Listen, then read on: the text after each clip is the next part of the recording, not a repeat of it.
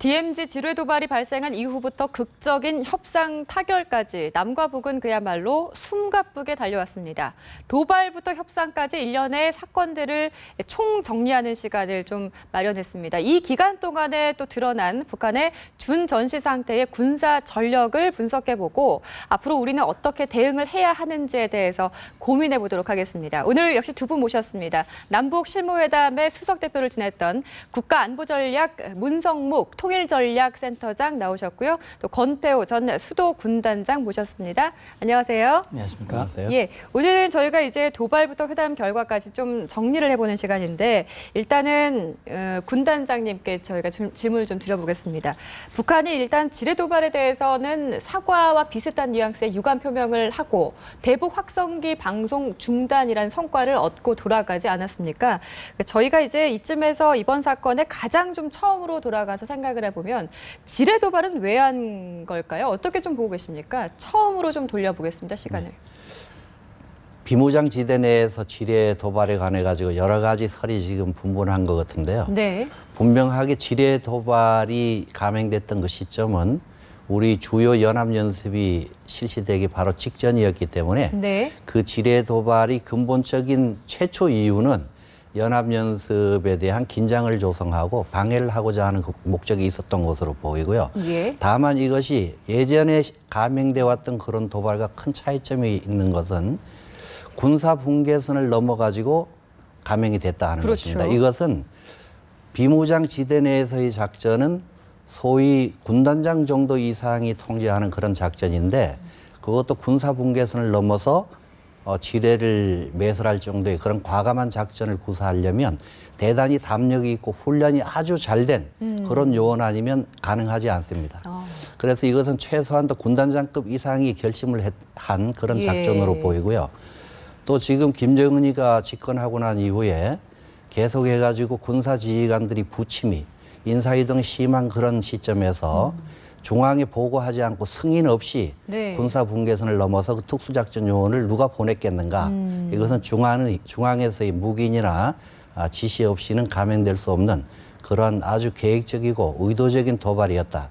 이렇게 봅니다. 예, 지뢰 도발 역시나 이제 한미 군사 훈련에 대한 경고 차원으로 보고 계시는데 위원님 그러니까 지뢰 도발 이후에 우리가 대북 확성기 방송을 11년 만에 재개하지 않았습니까? 처음에 이 방송 재개했을 때 사실 참 이야기들이 많이 나왔거든요. 이게 뭐 과연 우리 합참에서 이야기했던 뭐 혹독한 대가가 고작 이거냐 이런 이야기가 많았는데 결과적으로 놓고 보면은 혹독한 대가가 맞았던 것 같습니다. 북한에서 이걸 굉장히 좀 무서워하고 있네요.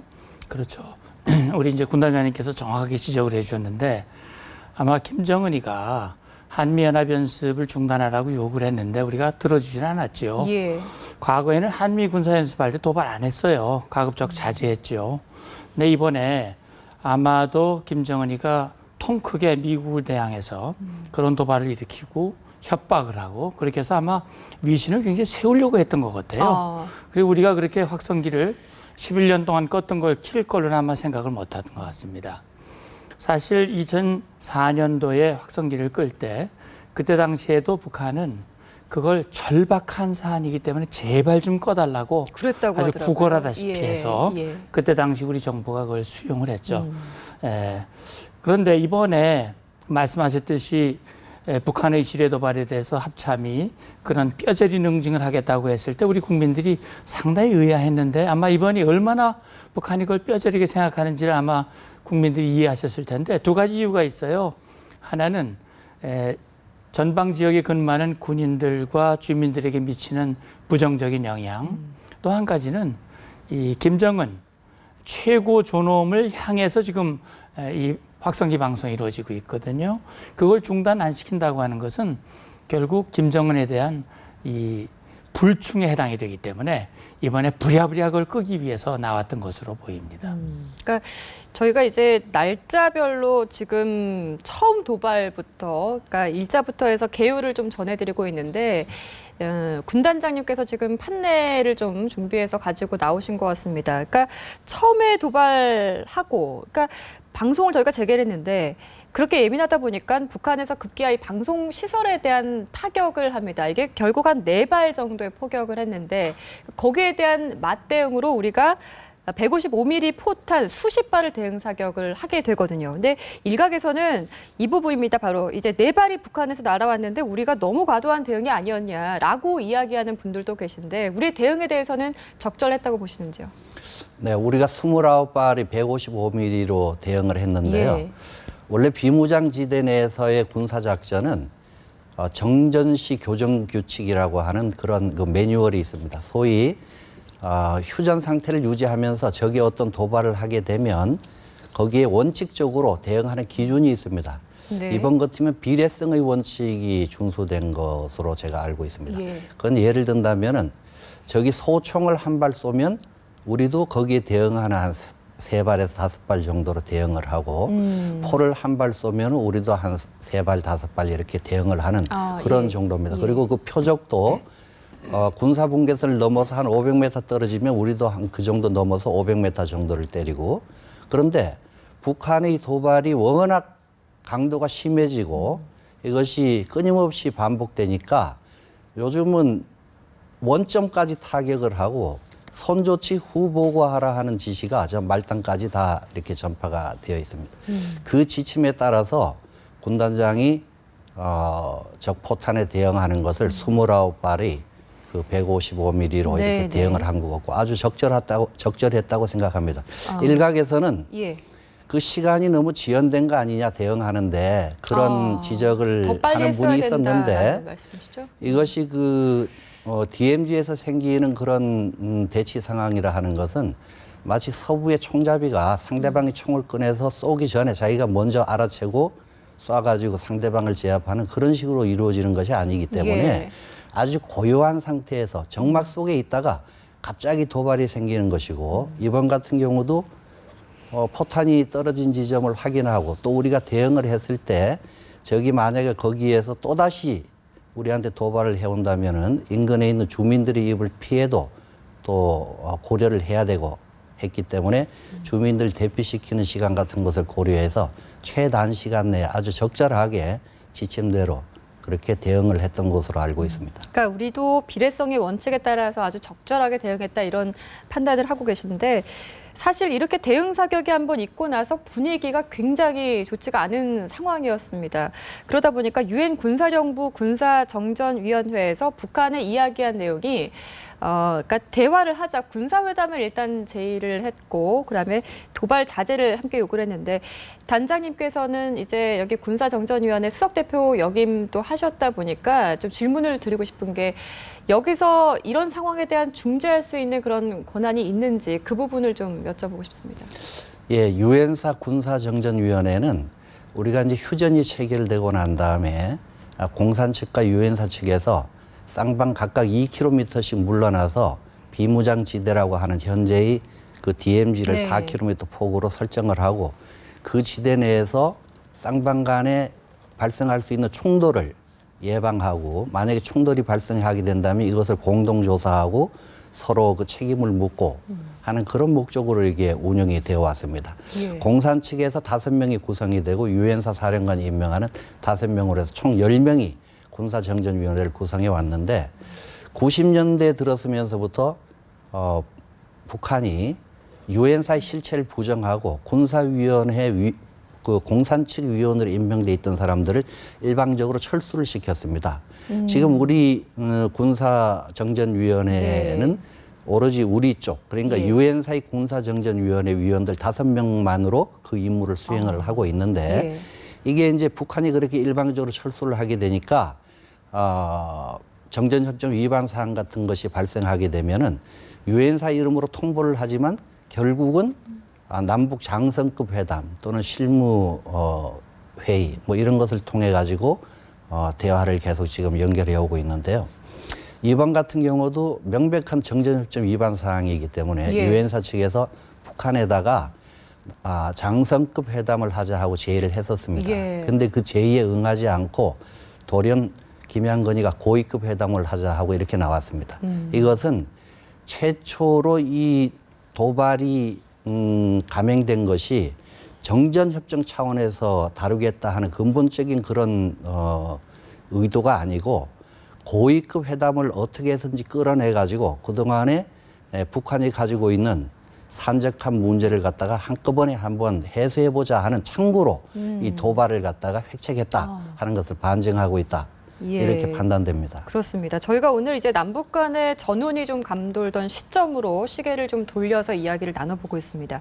8월 20일로 돌아가면은 북한에서 이제 48시간 이야기를 드디어 하게 됩니다. 48시간 이내에 중단을 해라, 그렇지 않으면은 또 쏘겠다 이렇게 하면서 그 이후에 이상하게 김양건 명의로 우리에게 전통문이 오기 시작합니다. 대화를 하자 이런 내용인데 북한에서 그러면은 어떤 분명한 좀 목표가 있었을 것 같습니다. 이번 회담에 임하는 목표가 단순히 이 대북 확성기 방송의 중단이었을까요? 어떻게 보고 계십니까? 예, 그러니까 이제 48시간 이내에 하여튼 끄라고 중단하지 않으면 강력한 군사적 행동을 하겠다. 최후 통첩을 하고 그리고 오히려 그와 동시에 김양건이가 그 최후 통첩 보내기 직전에 대화 제의라는 대화를 통해서 사태를 해결할 의지가 있다라고 이제 그러게요. 메시지를 예. 보냈죠. 그리고 최후 통첩이 시한 하루 전에 회담을 제의했단 말이죠. 저는 이렇게 봅니다. 북한이 우리 고위급 회담, 우리가 제의한 회담에 대해서 이러저러한 전제 조건을 걸어서 그동안 대화를 회피해 왔었죠. 근데 이번 같은 경우 보니까 이런 것 같아요. 최후 통첩을 했는데 최후 통첩을 우리가 받아들일 의지가 전혀 없었고 그 어느 때보다도 우리 국민들이 하나가 돼서 이번에야말로 북한의 잘못된 행동을 끊어내야 되겠다. 고리를 끊어내야 되겠다 하는 강한 의지를 보이자 이게 도대체 협박과 이 군사적인 행동을 가지고는 도저히 뜻을 이룰 수 없다라고 하는 그런 판단을 한 것 같아요. 그래 이제 결국은 이 통첩 시한이 되기 전에 이제 대화를 제의했는데 그러면 대화를 제의한 이유가 뭐냐? 당면하게는 확성기를 끄는 것입니다. 확성기를 어떻게든 앞서 말씀드렸듯이 확성기를 끌 뿐만 아니라 다시는 키지 못하도록 하는 조치를 이번에 와서 반드시 이루어야 가는 것이 첫 번째 목적이었고 그렇다면 기왕 나온 김에 우리 권 대장님 말씀하신 대로 그동안 자기들이 미뤄왔던 자기들의 필요들 그런 것들 이 대화를 통해서 뭔가 풀어가고자 하는 그런 목적도 부수적으로 가지고 있지 않았나. 다만 이런 겁니다. 북한이 와서 나온 행태가 이런 거죠. 우리가 시인 사과 재발 방지 약속을 강력하게 요구를 한 거에 대해서 과거는 묻지 마시고 이거 그냥 덮고 남측이 관심을 가지고 있는 이산가족 문제 기타 대화 재개 문제 이거 들어줄 테니 네. 이건 묻지 마시오.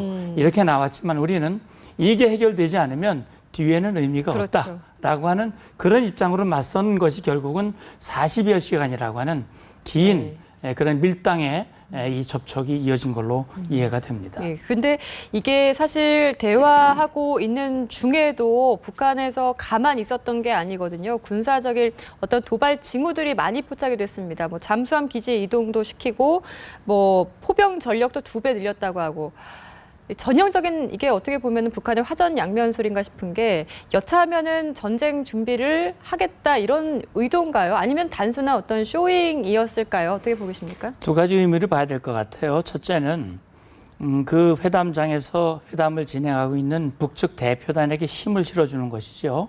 말하자면 북측의 요구를 들어주지 않으면 우리 이렇게 물리적인 강력한 군사적 행동을 할 준비가 이미 다 돼 있고 그걸 행동으로 지금 보여주고 있다라고 하는 것이 하나의 의미라고 본다면 또 한 가지는 이미 이제 김정은이가 중앙군사위원회 이 비상 확대 회의를 개최해서 거기서 전현 지역의 준전시 상태를 선포하고 또 전현 지역에 있는 북한 군인들에게 이제 이 전쟁에 돌입할 수 있는 준비를 지시했기 때문에 그 절차에 따라서 그런 군사력의 이동을 했다라고 하는 그런 부분으로도 우리가 좀 볼 수 있지 않나 생각합니다. 근데 이제 위원님께서 말씀하신 것처럼 협상도 꽤 길어졌고 또 대화 중에도 남북 간의 어떤 군사적인 긴장감은 계속 고조가 되고 있는 상황이었는데 그 당시에 뭐 일촉즉발의 상황이었다고 해도 과언이 아닌 것 같습니다.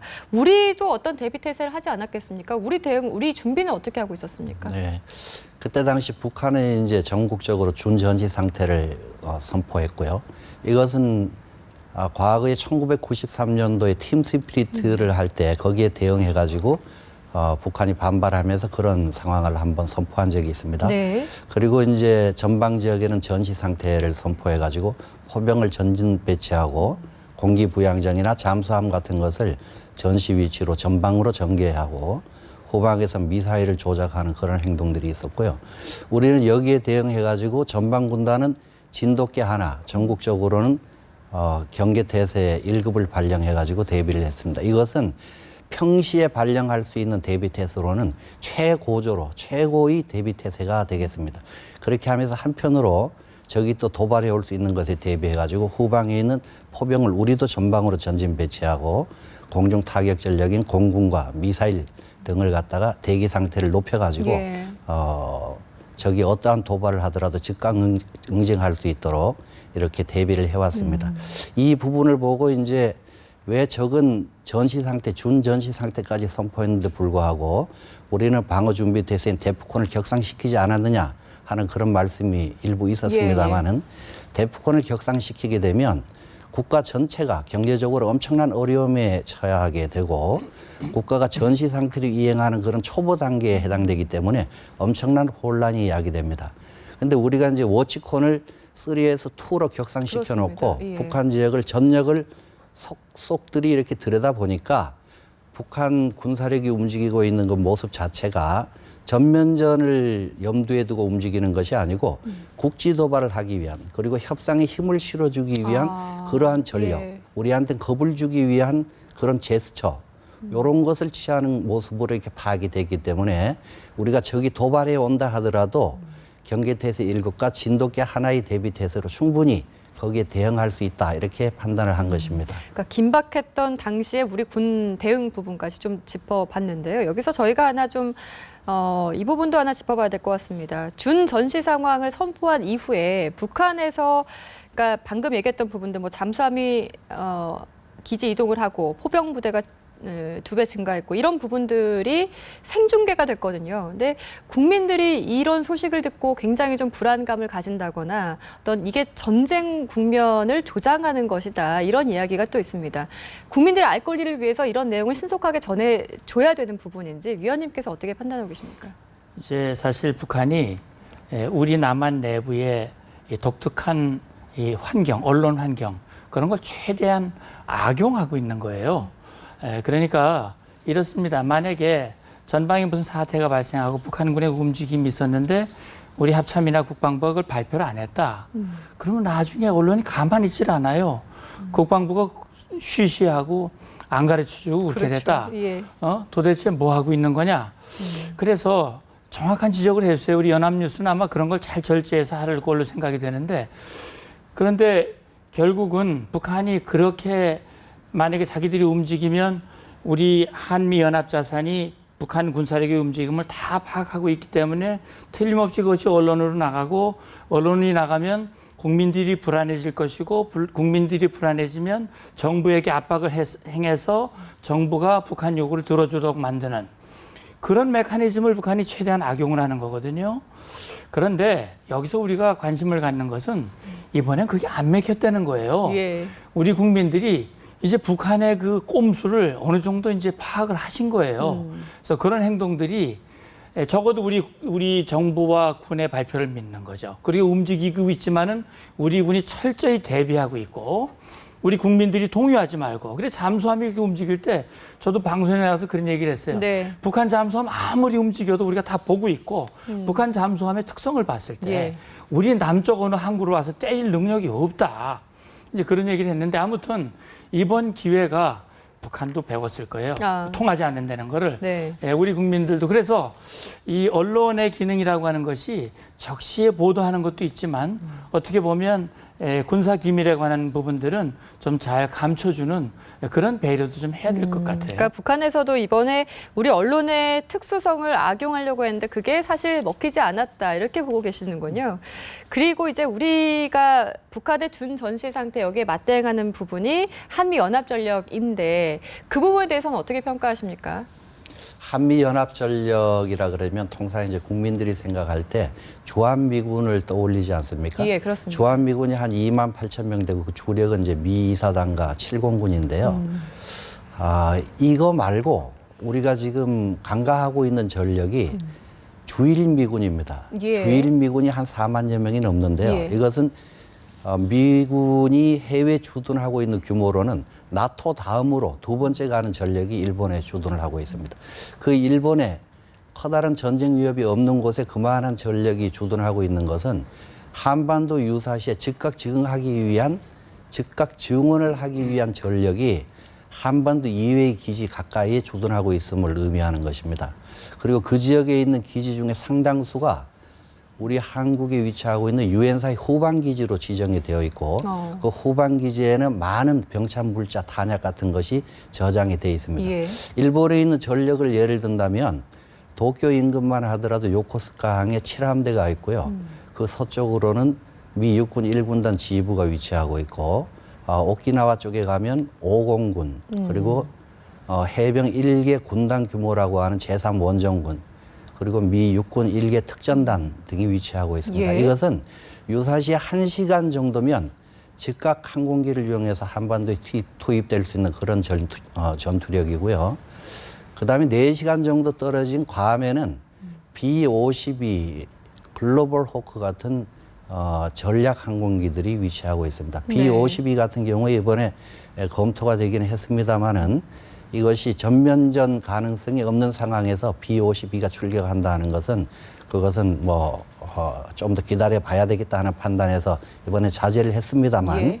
B-52가 한 번 떠서 제주도에 와서 어떤 미사일을 발사한다 그러면 제주도에서 발사하고 돌아가는 순간에 돌아가는 그 시간에 그 미사일은 그대로 좌표를 찾아서 비행해서 평양에 지정된 목표를 명중시킬 수 있다 할 정도의 그런 전력입니다. 그래서 예. 우리가 그 연합전력 그럴 때 눈에 보이는 주한미군 전력만 가름할 것이 아니라 예. 이렇게 우리 주변에 우리 한반도 유사시에 증원될 수 있는 전투력과 예. 그리고 추가적으로 그 전투력 외에도 다른 지역에서 전개되는 항모 전투단이라든지 미 본토에 있는 여러 부대들이 상당수가 있다 하는 것을 인지하셔야 될 것 같습니다. 예, 그렇습니다. 이제 한미 연합 전력까지 좀 분석을 해주셨습니다. 이번 회담을 좀 정리를 해보는 차원에서요. 이번 회담에 이제 임하는 어떤 목표, 각자가 목표하는 거 이것만은 우리가 챙겨서 돌아가겠다라고 생각했던 부분이 있을 거란 말이죠. 우리가 얻은 부분에 대해서는 어떻게 평가하십니까? 예, 이제 이번 회담 결과를 놓고 우리 이제 내부에서 좀 의견들이 갈리는 것 같아요. 네. 저 정도면 굉장히 선전한 회담이었다라고 평가하는 그런 분들이 있는가 하면 뭐 유감이라든지 뭐 재발 방지라든지 유감 가지고 사과받은 걸로 할 수 있느냐, 재발 방지라고 하는 명시적인 조치가 없지 않냐, 우리 대표가 너무 물러터진 거 아니냐 이런 비판들이 있는데 제가 볼 때는 남북 관계사 70년 또 회담이 70년대 이후부터 지금 한 40년간 회담하는 동안 사실 주체가 명시된 사과를 문서로 받아내고 또 재발 방지라고 하는 표현은 없지만 재발 방지를 행동으로 할 수 있는 그런 확고한 장치를 우리가 이 합의서에 담았다고 하는 점, 그리고 우리가 그동안 염원해왔던 이산가족 문제라든지 또 교류 협력을 확대할 수 있는 계기를 만들었다고 하는 거, 이게 굉장히 중요하고요. 특히 이번에는 정말 북한에게 도발을 통해 얻을 것은 하나도 없고 도발하면 반드시 보복을 당한다고 하는 교훈을 북측에 주었다고 하는 것이 우리에겐 가장 큰 소득이고요. 네. 북한에게는 역시 당장 김정은에게 끄고 와 그랬기 때문에 잠시 끈 거는 분명한 소득이에요. 네. 그리고 이제 그동안 자기들이 관심을 가졌던 것들을 합의 문건에 담긴 했지만 오이사 조치를 얻어간 것도 아니고 해제를 뭐 금강산 관광 재개를 얻어간 그렇죠. 것도 아니에요. 예. 그렇기 때문에 제가 볼 때는 북한은 한 절반 정도 얻어간 것 같아요. 아무튼 그 절반이나마 계속 유지하려면 북한이 합의를 안 지키고 다시 도발하면 확성기가 다시 켜집니다. 네. 11개가 22개가 될 수 있고 24개가 될 수 있고 예. 그렇기 때문에 이번에야말로 북한의 버릇을 고칠 수 있는 그런 전기가 이제 마련이 됐는데 김양건이가 나와서 얘기했어요. 네. 아마 뭐 딴소리 했다가 이건 남측에서 북한 지킬 의지도 없다 그러니까 아마 우리 지킨다 이렇게 얘기한 것 그런 것 같아요. 같습니다. 행동을 봐야 됩니다. 예, 네. 그렇습니다. 협상은 어쨌거나 극적으로 타결이 됐지만 아직까지는 이제 위원님 말씀 주셨던 것처럼 좀 아슬아슬한 상황이다 이렇게 좀 판단할 수 있을 것 같습니다. 추석에 이제 이산가족 상봉 이야기가 있고 지금 뭐 준비를 하고 있다고 하는데 또 가장 이제 좀 우려되는 부분이 10월 10일 당 창건일입니다. 이때 또 어떤 식으로든 무력 도발이 있을 것이다 이런 전망이 많이 나오고 있는데 한반도 정세 하반기 정세 어떻게 좀 흘러갈지 전망을 해주신다면 어떻습니까? 네, 저는 뭐 군사 지휘관을 역임한 사람이기 때문에 군사적인 면에서만 본다면 예. 뭐 하반기뿐만 아니라 1년 365일이 항상 긴장 상태에서 우리 군인들은 대비를 해야 되겠죠. 그런데 지금 북한이 10월 10일을 전후해가지고 핵실험을 할 가능성이 있다라고 하기 때문에 예. 그걸 주도 면밀하게 좀 봐야 될 것 같고요. 이번에 여러 가지 그 도발과 이 협상으로 연결되는 이 과정에서 나타난 것들을 보면 우리도 상당히 많은 것을 얻었던 그런 과정이었습니다. 일단 적에게 명확한 메시지를 줌으로써 앞으로 군사적인 도발을 하게 된다면 지금 29발로 대응을 했지만 그거보다도 훨씬 더 강력한 대응이 가해질 것이다 하는 것을 그대로 인지를 시켰고요. 또 지금까지 한 10여 년 동안 북한이 지속적으로 육자회담 등을 통해 가지고 노력해 왔지만은 계속해 가지고 핵 개발을 하는 그 야욕을 버리지 않고 핵 개발을 해오고 있지 않습니까? 이 과정에서 지금까지 우리가 유지해 오던 적이 먼저 공격을 해온다면 최대한 전쟁을 억제하다가 그래도 전쟁이 발발한다면 서울 북방에서 적의 공격을 저지하고 격퇴 경멸하겠다. 즉 수세적인 그런 전략 개념에서 이 WMD 소위 대량 살상 무기라고 하는 생화학 무기와 핵무기를 적이 초전에 사용하게 될 경우 엄청난 손실이 발생할 수 있다. 이것을 막으려면 적이 그러한 무기를 사용할 징후가 포착될 때 바로 자유권 차원에서 선제 타격을 해야 된다 하는 논의가 오랫동안 되어 왔습니다. 그런데 이것이 한미 간에 별 진전이 없었고 또 상대를 설득시켜 가지고 이게 필요하다라고 인지시키는 데까지는 많은 연습을 통해서도 시험을 해봤지만 그렇게 확신이 안 됐는데 이번에 북한의 도발과 그동안의 그 도발 과정에 도발하면서 그 이렇게 우리 측에다가 여러 가지 위협을 해오는 과정을 보면서 이제 더 이상은 물러나서는 안 되겠구나. 우리는 선제 타격하는 것을 갖다가 반드시 작전 계획으로 포함을 시켜야 되겠다 하는 확신을 하게 되는 계기가 된 겁니다. 예. 다행스럽게 6월 달에 한미 의장 간에 501호라고 하는 그 작전 계획을 서로 서명을 하고 지금 그것이 구체화되는 과정에 있습니다만은 조금 늦은 감이 없지 않지만 이것이 만들어졌다 하는 것은 북한에게 주는 분명한 메시지. 예. 조금이라도 이제 허튼 짓을 하게 되면 우리가 먼저 선제 타격할 수도 예. 있다. 지금처럼 그렇습니다. 당하고 나서 그냥 어영부영 넘어가는 그런 일은 없을 것이다. 그러니까 이제 선제 하는 것을 타격을 포함해서 전달했습니다. 이제 우리 대북 전략도 다시 한번 좀 고민이 필요하다 그렇습니다. 이런 말씀이신 것 네네. 같습니다. 이렇게 해서 문성무 위원과 권태호 군단장과 함께했습니다. 두 분 고맙습니다. 감사합니다. 예.